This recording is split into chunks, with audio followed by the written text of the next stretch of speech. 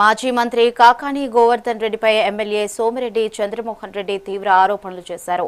కోర్టులో ఫైళ్లు మాయం చేయడం, అక్రమ మైనింగ్, భూ కబ్జాలకు పాల్పడడమే కాకాని నైజామని మండిపడ్డారు. తాను చెప్పిన విషయాల్లో ఒక్కటి అబద్దమని నిరూపించినా తక్షణమే సిద్ధమని సవాల్ విసిరారు. కోవా కల్తీ మద్యం, నకిలీ డాక్యుమెంట్ల కేసుల్లోని ఒరిజినల్ ఫైళ్లు కోర్టులో ఎలా మాయమయ్యాయో సమాధానం చెప్పాలని డిమాండ్ చేశారు. పేదల కోసం తన కుటుంబం కోట్లు విలువైన ఆస్తులను ధారాదత్తం చేసిందని, కాకానిలాగా ఎవరి భూములు కబ్జా చేయలేదని స్పష్టం చేశారు.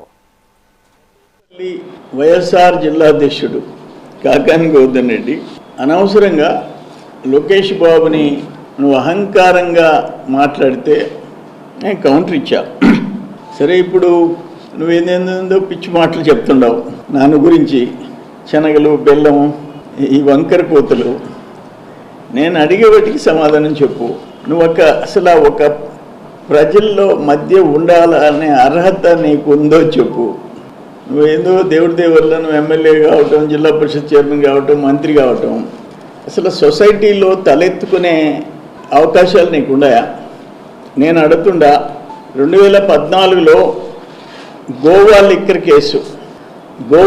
కేసు స్పెషల్ కోర్టు గుంటూరుకు పోవాలా, ఎమ్మెల్యే ఎంపీస్ కోర్టుకు పోవాలా?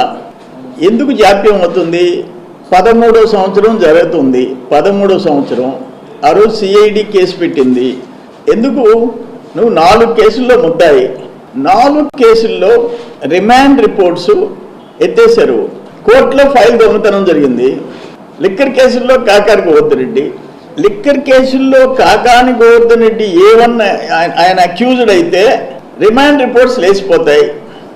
ఒక ముద్దాయి జైల్లో తెచ్చిపోయాడు, నీ తోటి ముద్దాయి. నీ కేసులో 2016 ఫేక్ డాక్యుమెంట్స్, అది కూడా 10 ఏళ్ళు అయిపోయి 11వ సంవత్సరం అయింది.